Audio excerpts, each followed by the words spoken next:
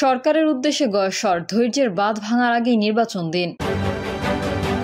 যারা জাতীয় নির্বাচনকে বিলম্বিত করতে চায় তাদের মতলব কি? বিএনপির কাউন্সিল, ভোটারের চেয়ে ভোট বেশি পড়ায় ফল স্থগিত। এবং সর্বশেষ জানাবো, তদবির বাজরায় আগামী দিনের সম্ভাবনাময় নেতা, বলছেন সাকি। এতক্ষণ শুনছিলেন সংবাদ শিরোনাম, এবারে বিস্তারিত। তবে তার আগে অনুরোধ থাকবে আমাদের চ্যানেলটি সাবস্ক্রাইব করে বেল আইকনটি ক্লিক করুন। সরকারের উদ্দেশ্যে গয়সর, ধৈর্যের বাঁধ ভাঙার আগেই নির্বাচন দিন।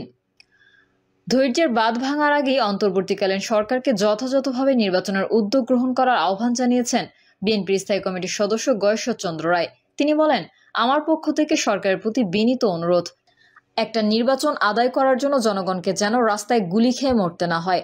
আপনারা সময় মতো নির্বাচনটা দেন, তাতে আপনারা ফুলের পাপড়িতে ঢাকা পড়বেন। আপনাদের গলায় যত মালা পরাবো তত মালার ওজন আপনারা সইতে পারবেন না। আপনাদেরকে আমরা সম্মানের সঙ্গে আছি, সম্মানের সঙ্গে বিদায় করতে চাই। আপনারা দায়িত্বটা পালন করেন, আর যদি আমাদেরকে শেষ পর্যন্ত মাঠে নামান কতটুকু সময় টিকবেন সেটা একটু ভেবে দেখবেন। গয়েশ্বর বলেন, নির্বাচনের মাধ্যমে ফয়সালা হয়ে যাবে জনগণ কাকে ক্ষমতায় দেবে। জনগণই দেশের মালিক, ক্ষমতার উৎস। সেই জনগণ যদি 1971-এর যুদ্ধের বিরোধীদের ভোট দিয়ে রাষ্ট্রীয় ক্ষমতায় আনে, আমরা আপত্তি নেই। তিনি বলেন, এই সরকারকে রাখতে হবে যে অন্তর্বর্তীকালীন সরকার সারা জীবনের জন্য দরকার, আর তারা যতক্ষণ পর্যন্ত সুস্থ সবল না হবে, নতুন দল না হবে, ততদিন পর্যন্ত নির্বাচন দেবেন না। এটা তো পক্ষপাতমূলক। বিএনপির স্থায়ী কমিটির এই সদস্য বলেন, এই সরকার যদি একবার গণতন্ত্রের বিরুদ্ধে দাঁড়ায় তাহলে তো আমাদের নিজের পক্ষে অবস্থান নিতে হবে। এমন একটা দিন আসুক চাই না, যা হওয়ার হয়েছে, এখন একটা নির্বাচন হোক।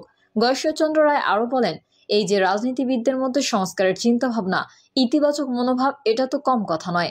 আমরা যে ভুলগুলো করেছি, যার জন্য দেশের আজকের এই দুরবস্থা, সেটিকে সঠিক জায়গায় আনতে গেলে একটা স্বাধীন দেশের জন্য যে পদ্ধতিগুলো অবলম্বন করা দরকার, সেটাই সংস্কার।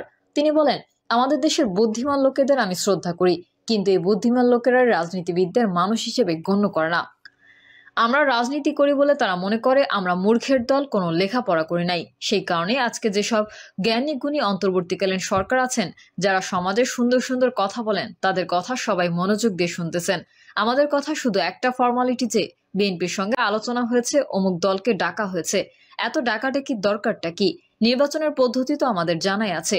ভোটার তালিকা করবেন, যা করবেন করে ফেলেন, একটা নির্বাচন দিয়ে দেন। আমাদের মতামতের দরকার কি? কোনো দরকার নেই।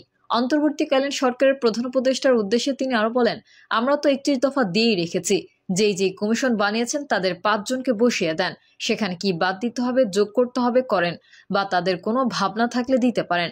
এক একটা কমিশন 200 পৃষ্ঠা 300 পৃষ্ঠা লিখে পাঠাবে, আর সারাদিন এগুলো পড়বো, এটা হয় না।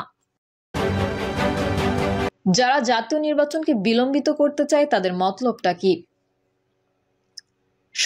সংস্কার বলে যারা জাতীয় নির্বাচনকে বিলম্বিত করতে চায় তাদের মতলব কি, এমন প্রশ্ন ছুড়ে দেন বিএনপির স্থায়ী কমিটির সদস্য সালাউদ্দিন আহমেদ।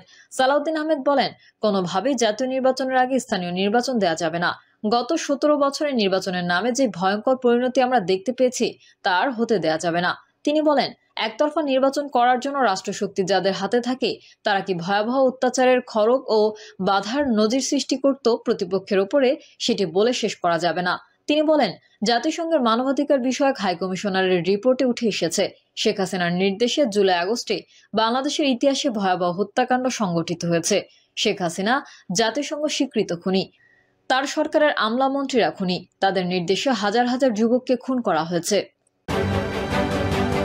বিএনপির কাউন্সিল, ভোটারের চেয়ে ভোট বেশি পড়ায় ফল স্থগিত।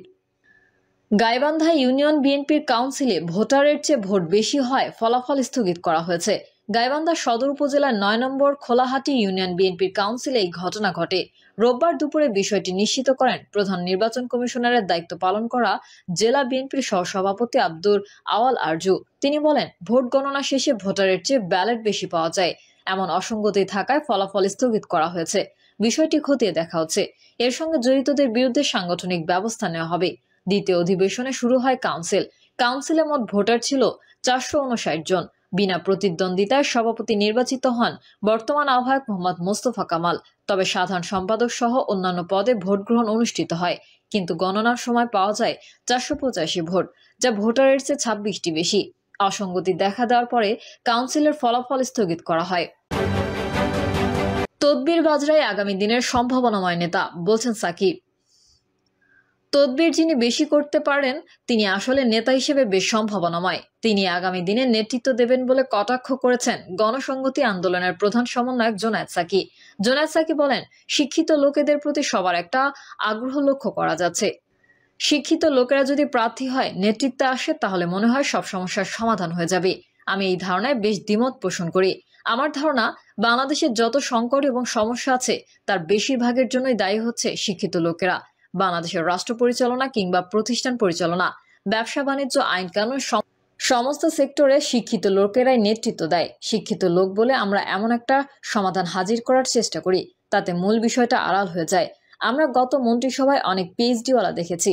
সুতরাং এসব পিএইচডি এবং শিক্ষিত লোকের বিষয়টায় না গিয়ে আমরা ফোকাসটা বদলানোর চেষ্টা করি। গণসংহতি আন্দোলনের প্রধান সমন্বয়ক বলেন, নেতৃত্ব মানে হচ্ছে যিনি জনগণকে কোনো একটি নির্দিষ্ট লক্ষ্যের দিকে প্রভাবিত, ঐক্যবদ্ধ এবং উৎসাহিত করতে পারেন। এই যে নেতৃত্বের গুণাবলী, এটা আমরা অনেক মানুষের মধ্যেই দেখব। এটা কেউ ইতিবাচক ভাবেও দেখতে পারেন, আবার নেতিবাচক ভাবেও দেখতে পারেন। এখন খোদ যুক্তরাষ্ট্র থেকে বাংলাদেশ পর্যন্ত কারো কারো তুমুল নেতৃত্ব দেখা যাচ্ছে। তিনি আরো বলেন, আমরা কতগুলো বিষয়ে কথা বলতে পারি। টাকার প্রভাব রাজনীতিতে যদি খুব বেশি থাকে, টাকাওয়ালারা প্রার্থীরা তখন এগিয়ে থাকবে। অনেকেই বলবে, ভাই আপনি তো অনেক ভালো মানুষ, কিন্তু আপনার তো টাকা নেই, আপনি জিততে পারবেন না। সুতরাং যিনি টাকাওয়ালা তার পেছনে সবাই ছুটবেন। রাজনীতিতে যদি বেশি পেশি শক্তির খুব দাপট থাকে, মাস্তানি করা, গুন্ডামি করা, লোকজন নিয়ে হাঁটতে পারা, তখন প্রার্থীর ক্ষেত্রে এই ক্রাইটেরিয়া সামনে আসবে। বড় দলগুলো প্রায়ই আনঅফিসিয়ালি এসব কথা বলে। ভালো মানুষ প্রার্থী দিলে তো হবে না, জিততে পারবে কিনা, ভোট কেন্দ্র পাহারা দিতে পারবে কিনা, সেটাও একটা প্রশ্ন। সাকি আরো বলেন, অন্তর্বর্তী সরকারের 6 মাসে আমাদের খুব বেশি কি অগ্রগতি হয়েছে আমরা নিশ্চিত করে বলতে পারবো না, বরং দেখতে পাচ্ছি সব জায়গায় তদবির লাগছে। তদবির যিনি বেশি ভালো করতে পারেন তিনি আসলে নেতা হিসেবে বেশ সম্ভাবনাময়। তিনি আগামী দিনের নেতৃত্ব দেবেন, এটা আমার অভিজ্ঞতা। ব্যক্তিগতভাবে তদবির ভালোভাবে করতে পারছি না বলে নেতৃত্ব দেওয়ার যোগ্যতায় জায়গায় যথেষ্ট সফল হতে পারছি না। এই কাঠামো রাষ্ট্রীয়ভাবে আছে, রাজনৈতিকভাবে আছে, অর্থনৈতিক ব্যবস্থার মধ্যে আছে। আমরা যদি সত্যিকার অর্থে ব্যবস্থাগত বদলের দিকে না তাকাই, একটা রাজনৈতিক দলগুলোর বিদ্যমান কাঠামোর সঙ্গে ওতপ্রোতভাবে যুক্ত যে আলাদাভাবে এটা বদলাবে না। ক্ষমতা ব্যবস্থার চরিত্র বদলানোই নতুন রাজনৈতিক বন্দোবস্ত। প্রিয় দর্শক, এই ছিল এখনকার সর্বশেষ সংবাদ। আপডেটের সংবাদ পেতে চ্যানেলটি সাবস্ক্রাইব করে বেল আইকনটি ক্লিক করুন। কমেন্টে আপনার মতামত জানিয়ে আমাদের সাথেই থাকুন। ধন্যবাদ সবাইকে। আল্লাহ হাফেজ।